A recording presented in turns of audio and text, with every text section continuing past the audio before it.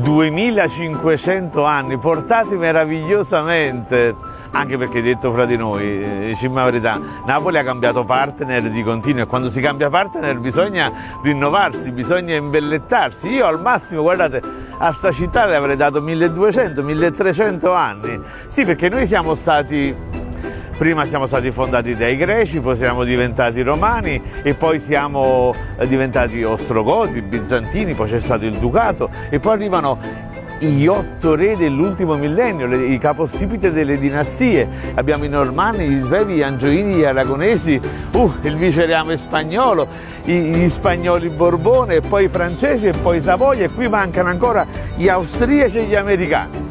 Siamo stati continuamente contaminati da dinastie, da culture provenienti da ogni angolo del mondo. E certo, perché il regno di Napoli era un Murztiel saporito d'Europa, tutti volevano conquistare questa parte meridionale della penisola che era al centro del Mediterraneo, un luogo strategico, e siamo stati in realtà Repubblica Autonoma solo per brevissimi periodi, veramente brevi. La prima Repubblica Napoletana 1647, quella di Masaniello, sì, ma quanto durò? 16 giorni, tutte cose. Poi c'è stata la seconda Repubblica Napoletana, quella del 1799, quella di Eleonora Pimentel-Fonseca, degli intellettuali, Gennaro Serra di Cassano, Domenico Cirillo. Sì, ma quanto durò? Fatemi 6 mesi, va, tutte cose, ecco. E poi l'altro periodo di governo autonomo sono state le gloriose 4 giornate di Napoli, sì, ma alla fine 4 giornate sono. Beh, insomma, noi in 3000 anni di storia siamo sempre stati dominati. Abbiamo combattuto al massimo quei 5-6 mesi, ecco, diciamo così. Siamo un popolo pacifico, abbiamo accolto e mai respinto.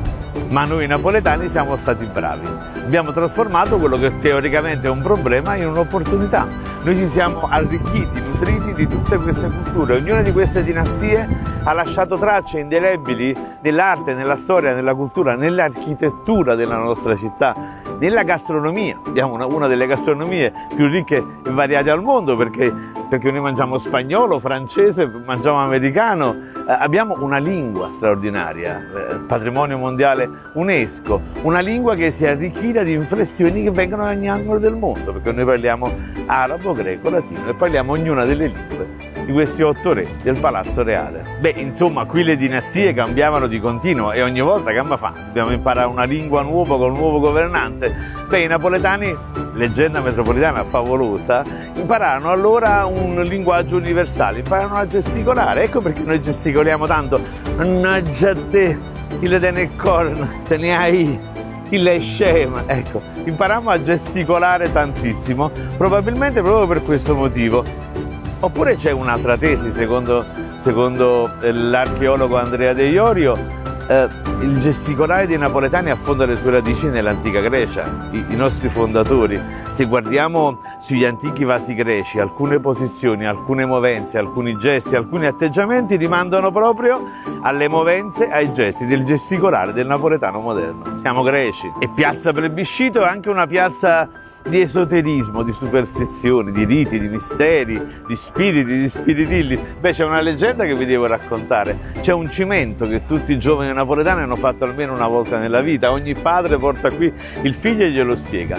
Sembrerebbe che sia impossibile percorrere i 170 metri che vanno dall'ingresso del Palazzo Reale alle 2 statue del Canova, le statue di bronzo che sono al centro della piazza. Sono padre e figlio, Carlo di Borbone e Ferdinando Borbone. Pare che ci sia una maledizione che si fa risalire a una leggenda parla di regina Margherita, ma Margherita Savoia è troppo recente. Beh, insomma, ma le leggende sono straordinarie e quindi vanno riportate, come diceva Benedetto Croce, in fondo le leggende aprono alla storia. E allora questa maledizione vorrebbe che è impossibile percorrere bendati questo pezzo, per cui lei avrebbe fatto salva ogni mese una serie di prigionieri a condizione che avessero percorso questo tratto di strada, 170 metri, dall'ingresso di Palazzo Reale, passando fra le 2 statue, uno spazio enorme. Eppure la cosa sembra impossibile, perché c'è la maledizione della regina, oppure semplicemente perché la piazza è un po' sconnessa, perché insomma è complicato tenere l'orientamento dritto, insomma, durante tutto questo pezzo. E a proposito di gesti, di posizioni e movenze, c'è una storia, quasi una barzelletta, che ogni padre di famiglia racconta a suo figlio quando si viene qui a Piazza Plebiscito. Sì, nelle espressioni, nei gesti, nelle posizioni dei 4 re che sono alle mie spalle, in realtà sembrerebbe ci sia una divertente storia. Sì, Carlo V c'ha il dito verso il basso, sembrerebbe dire: chi ha fatto pipì qua a terra? Poi c'è Carlo di Borbone, il quale sembra guardare come a dire: io non sono stato. E poi c'è Gioacchino Murat che mette la mano in petto come a dire: sono stato io. E infine c'è Vittorio Emanuele con la spada sguainata come a dire: ah, sei stato tu, e allora tagliamogli gli attributi. È un gioco, è una barzelletta che si racconta qui a Napoli. In realtà quello più incredibile è proprio Gioacchino Murat, vi spiego perché. No, Gioacchino Murat non dice affatto sono stato io. Beh, c'è una leggenda meravigliosa che vuole che il re francese che governa il Regno di Napoli nel decennio francese 1806-1815, lui fu catturato a Pizzo Calabro per la restaurazione Borbone, quando i Borbone tornano sul trono, e verrà condannato a morte in applicazione di una legge sull'alto tradimento che lui stesso aveva introdotto. Infatti in lingua napoletana, quando qualcuno cade vittima dei propri regolamenti, a Napoli diciamo Giacchino mettetta legge e Giacchino muretto viso. Però Giacchino non muore in viso, come dice il detto, impiccato, lui muore fucilato. E dato che la leggenda voleva che lui fosse bello, bellissimo, diceva Carolina nelle sue lettere che lui era di una bellezza rude e virile, Asore Napoleone Bonaparte, la moglie, insomma, di Gioacchino Murat, Carolina Bonaparte.